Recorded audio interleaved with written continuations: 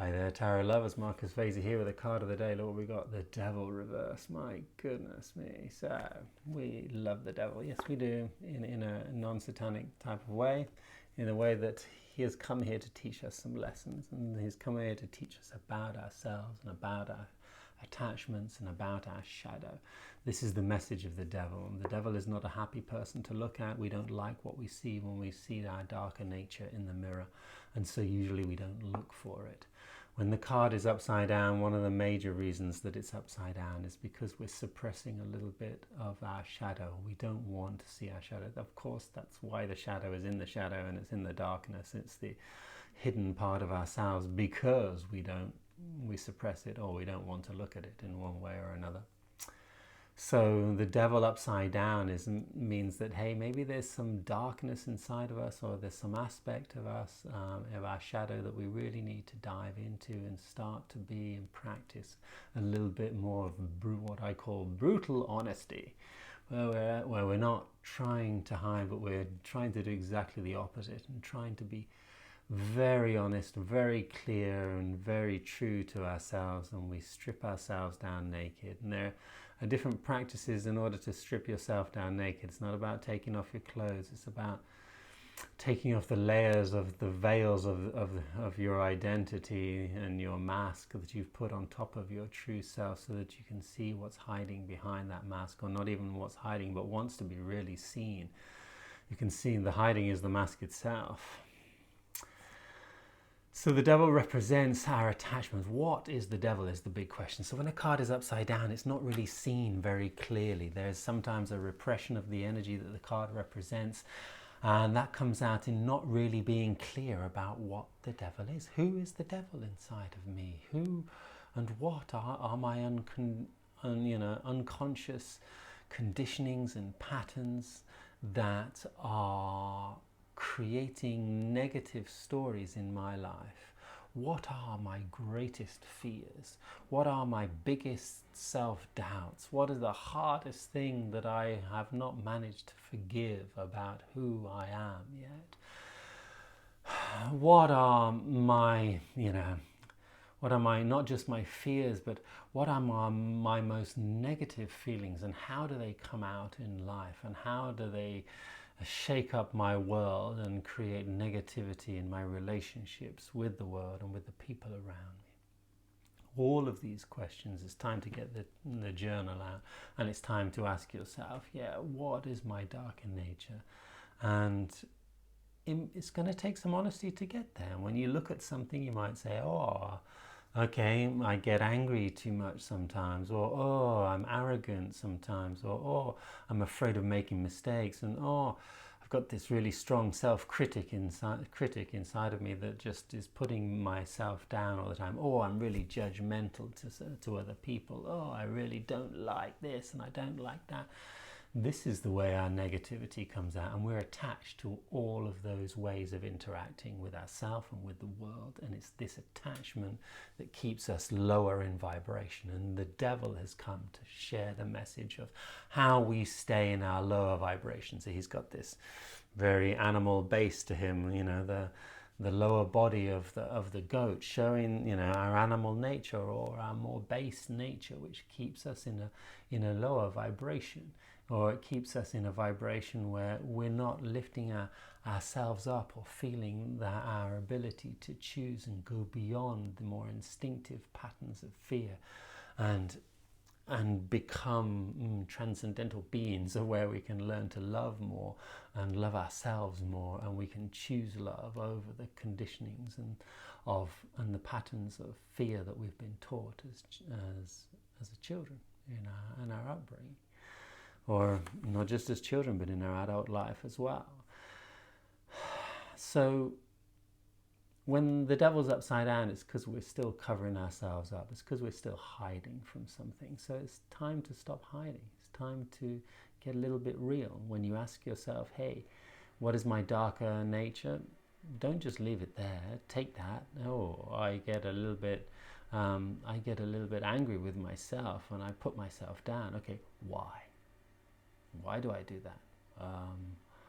I don't know, because because when I didn't put myself, or when I started sharing my anger on the outside, I got into trouble. Or when I started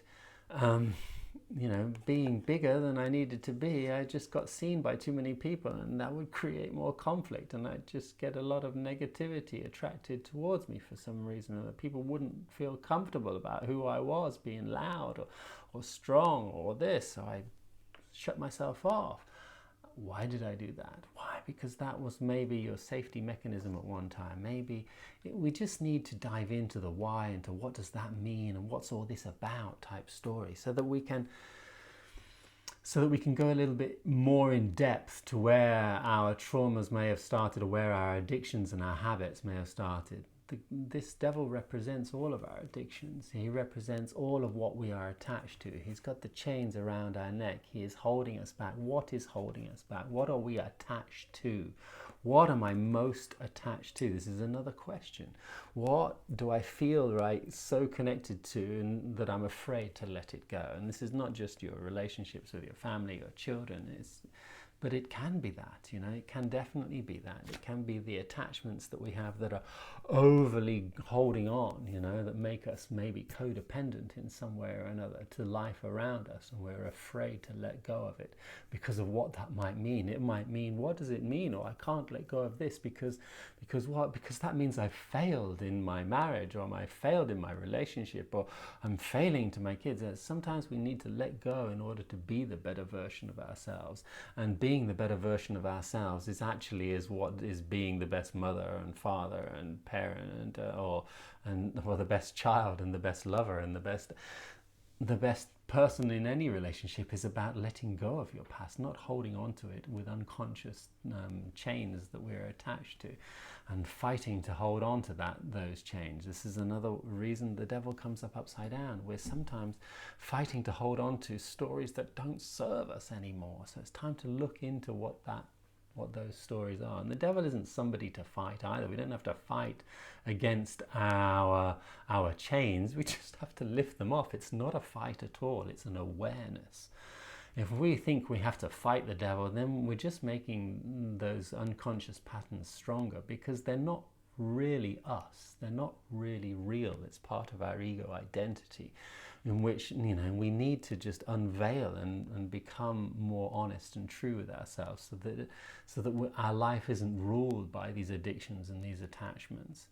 You can ask yourself, what am I addicted to? And it might just be work. It might be play. It might be doing nothing. It might be television. It might be your phone, your emails. It might be anything. Just find out what you're attached to, because inside of there's a feeling of insecurity, and the devil always will show us our self-doubt and insecurity. And inside of your insecurities, they'll tell you, you can dive into that, and it'll tell you a lot about who you are, about what traumas you have still to let go of.